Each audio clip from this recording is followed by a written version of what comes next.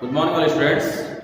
बेटा साइंस में आपको मैंने chapter number first, second and third, ये केमिस्ट्री से रिलेटेड चैप्टर थे रसायन विज्ञान के। इसके अंदर रिएक्शंस वगैरह और परिवर्तन, भौतिक परिवर्तन, रासायनिक परिवर्तन, इन चीज़ों के बारे में हमने पढ़ा था। ऊर्ध्वपातन, वाष्पीकरण के बारे में हमने पढ़ा था। और उसके बाद मैंने आपको पढ़ा chapter number 5, chapter number 6, chapter number 6 and chapter number 7 के बारे में आपको बताया। चैप्टर नंबर 5 के अंदर कोशिका, जीवन की मौलिक इकाई यानी सेल के बारे में आपने पढ़ा, पादप कोशिका, जंतु कोशिका के बारे में।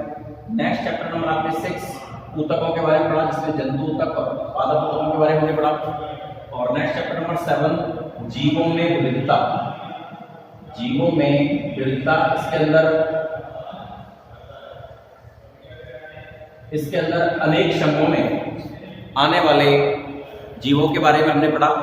Protozoa, porifera, coelenterata, platyhelminthes, aschelminthes, annelida, arthropoda, mollusca, ये सभी समूहों के जीवों के बारे में पढ़ा।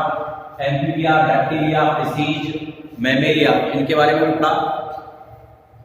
नेक्स्ट बेटा मैंने आपको चैप्टर नंबर 15 स्टार्ट करवाया है। चैप्टर नंबर जो 15 है वो है जिसके अंदर आपको चैप्टर नंबर 15 खाद्य संसाधनों में सुधार, इंप्रूवमेंट इन फूड रिसोर्स।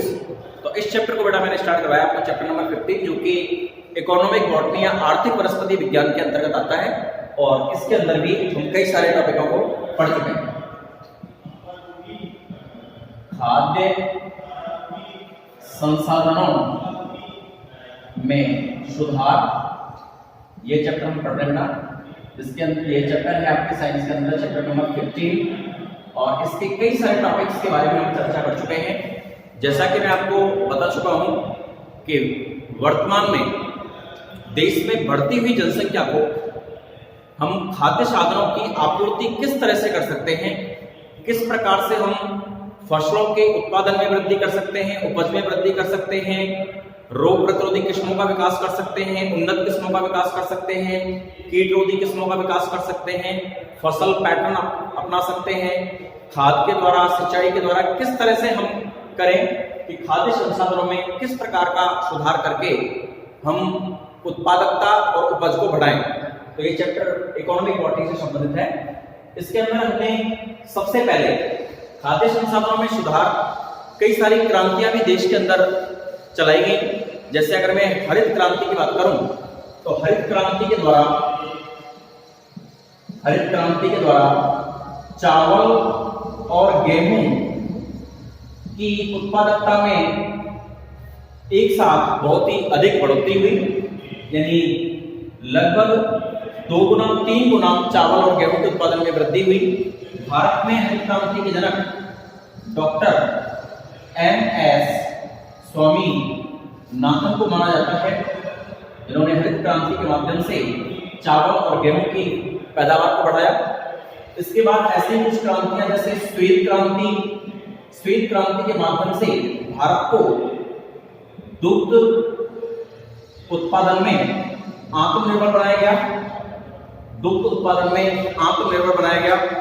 के उत्पादन को लगातार बढ़ाया गया और दूध उत्पादन की जो इकाइयां हैं उनको आपस में जोड़ा गया और दूध को कलेक्ट करके श्वेत क्रांति के रूप में इसको विकसित किया गया।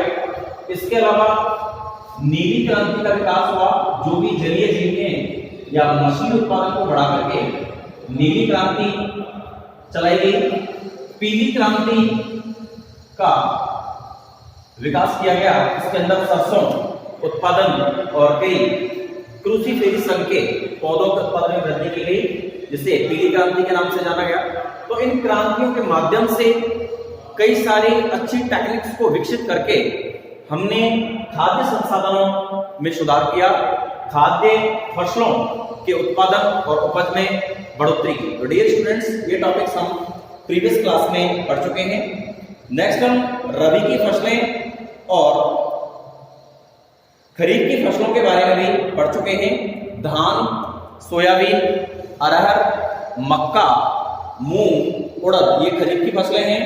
गेहूं, चना, मटर, सरसों, ये सभी रबी की फसलें हैं। ये टॉपिक्स भी हम प्रीवियस क्लास में पढ़ चुके हैं। और नेक्स्ट मैं आपको बताना चाहूंगा कि फसल की किस्मों में सुधार कैसे कर सकते हैं।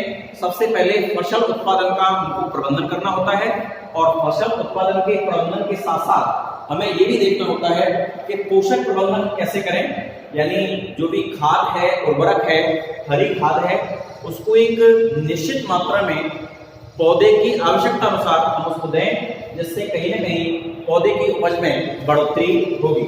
और खाद्य संसाधनों में भी हम अपना सुधार कर सकते हैं, तो देश की बढ़ती हुई जनसंख्या को खाद्य साधनों की आपूर्ति कराने में बहुत ही महत्वपूर्ण भूमिका निभाती है। डियर स्टूडेंट्स, नेक्स्ट हम बात करेंगे आज की क्लास के अंदर सिंचाई के बारे में। सिंचाई भी एक महत्वपूर्ण चरण है। अगर हमें फसलों को अच्छे से ग्रोथ करवाना है, उपज को बढ़ाना है, तो इसमें सिंचाई महत्वपूर्ण भूमिका निभाती है। डियर स्टूडेंट्स, सिंचाई के भारत में अनेक साधन हैं। कुएं, अगर हम बात करें तो कुएं, नहरें, तालाब और कई सारे जलाशय। इसके अंदर भी जैसे अगर हम बात करें नाड़ी, और इसी के अंदर बात करें टोबा, ये अलग अलग स्थानों पर खड़ीन, तो इस तरह के अलग अलग स्थानों पर जलाशय बनाए गए हैं। और भारत में ये कई सारे स्रोत हैं, जैसे कुएं, नहरें, नदी, तालाब, ये छोटे छोटे कई सारे ऐसे सिंचाई के साधन हैं जिनके माध्यम से किसान अपनी फसलों को सिंचित करते हैं, सिंचाई करते हैं। तो अच्छी अगर सिंचाई के साधन है हमारे पास, तो 100% ऑब्वियसली हमारी फसल के अंदर भी सुधार होगा और उपज के अंदर भी सुधार होगा। डियर स्टूडेंट्स, नेक्स्ट हम बात करेंगे फसल पैटर्न की। तो फसल पैटर्न के द्वारा भी हम पैदावार को बढ़ा सकते हैं। फसल पैटर्न के अंदर अनेक सारी ऐसी टेक्निक्स हैं जिनके माध्यम से हम उपज को बढ़ाते हैं। कभी कभी ऐसा होता है कि एक फसल के अंदर कोई रोग लगता है, तो हम फसल चक्र अपनाते हैं। फसल चक्र का मतलब है कि हम एक ही फसल को बार बार खेत के अंदर ना उगाएं, यानी एक बार जैसे हमने सरसों को उगाया है, तो सेकंड ईयर नेक्स्ट ईयर हम सरसों ना लगा करके गेहूं करें, गेहूं लगाएं फील्ड के अंदर, और नेक्स्ट सरसों लगाएं, क्योंकि जो रोग कारक सरसों के अंदर रोग फैलाते हैं वो गेहूं में रोग नहीं फैलाते हैं, और जो गेहूं के अंदर फैलाते हैं वो सरसों के अंदर नहीं फैलाते हैं। इसे फसल चक्र कहते हैं। इसके अलावा हम मिश्रित फसल भी कर सकते हैं, मिश्रित खेती भी कर सकते हैं। इसके अंदर हम कई सारी फसलों को एक साथ करते हैं, जिससे कहीं न कहीं हमें अधिक पैदावार या अधिक उपज में वृद्धि होती है। नेक्स्ट अगर हम बात करें बेटा, तो फसल सुरक्षा प्रबंधन को भी हमें महत्वपूर्ण ध्यान में रखना है। अगर हमको संसाधनों में सुधार करना है और उपज को बढ़ाना है, तो फसल का जो प्रबंधन है उसको भी, फसल सुरक्षा प्रबंधन है उसको भी हमें ध्यान में रखना होगा। क्योंकि अगर हमारा प्रबंधन अच्छा है, देखभाल अच्छी है, तो 100% हम खाद्य संसाधनों में सुधार कर सकते हैं। नेक्स्ट अगर मैं बात कहूं, तो जो हमारा उत्पादन हुआ है, जो हमारी उपज हुई है, उसका हम अच्छे से भंडारण करें। कहीं ऐसा ना हो कि हमने गलत जगह उसका भंडार किया है और उसमें वही कोई ना कोई कीट जो भंडार गृह में हानि पहुंचाते हैं, जैसे दीमक है और कई सारे कीट हैं जो कि भंडार गृह में हानि पहुंचा सकते हैं, तो उनको भी हमको देखना है कि वो उसमें हानि नहीं पहुंचाएं। नेक्स्ट अगर हम बात करें, तो कई और सारी चीजों का भी हमें ध्यान रखना पड़ता है कि हम उसके अंदर कीटनाशी का यूज कर सकते हैं जिससे उसमें कीड़े ना लगे, और एक निश्चित टाइम पर ही हम इसको लोगों में वितरित करें, जिससे खाद्य संसाधनों की अधिक से अधिक पूर्ति हो सके। तो डियर स्टूडेंट्स, ये कंप्लीट जो चैप्टर है उसके अंदर खाद्य संसाधनों में सुधार कैसे कर सकते हैं, कौन कौन से टेक्निक्स को हम यूज कर सकते हैं, फसल पैटर्न, सिंचाई, फसलों का प्रबंधन, उन्नत किस्में विकसित करना, भंडारण अच्छे से करना, कीट रोधी किस्में बनाना, फसल चक्र अपनाना, फसल पैटर्न को ध्यान में रखना, ये सभी क्रियाएं की जाती हैं, जिनको एक पीडीएफ फाइल के माध्यम से आपको मैं शेयर कर रहा हूँ। उसमें से आप अपना वर्क कंप्लीट करेंगे और वीडियो को देख करके अपने टॉपिक्स को समझेंगे। पीडीएफ फाइल में दिए गए टॉपिक्स को भी एक बार आप रिवाइज करेंगे। कोई डाउट्स होगा तो आप नेक्स्ट क्लास के अंदर पूछेंगे। Thank you so much.